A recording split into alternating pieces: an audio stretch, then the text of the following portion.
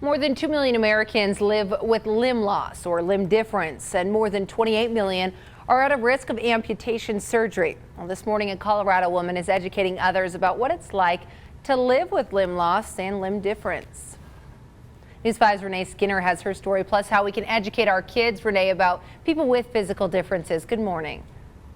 Well, good morning, Bree. That's right. According to the Amputee Coalition, over 500 people lose a limb each day in the U.S., a reality often faced by our wounded warriors as well. In fact, in the U.S., over 1,500 military personnel have lost a limb because of the wars in Iraq and Afghanistan. But it turns out only 2% of amputations are caused by cancer, and Alyssa Little is part of that number. She lives in Colorado and is a cancer survivor and amputee. After months of chemotherapy, her right leg was amputated. She was diagnosed with stage 3 Ewing sarcoma, a cancerous tumor that grows in the bones or in the tissue around the bones. She says all of her physical wounds have healed, but it's a mental challenge every day to still walk to the car, go grocery shopping, even getting to the bathroom. Alyssa says she doesn't mind the stares she gets from kids, but she knows they're curious.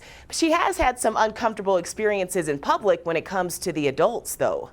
I think our society still has a significant stigma around limb loss. I think our society has a stigma around anybody that is different than ourselves. People assume that I'm a veteran. Okay.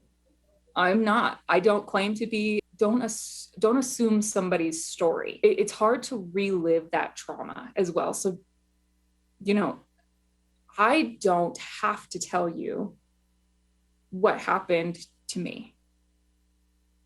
Now, Alyssa says not every amputee is willing to explain their injuries, so it's best to respect everyone's privacy. Alyssa says what you don't know, you can always Google it. She also says tell your kids that everyone is different in some way, and talking openly about those differences shows kids there's really nothing to be ashamed of and removes the stigma around having an amputee. Always watching out for you, Southern Colorado. Renee Skinner, News 5.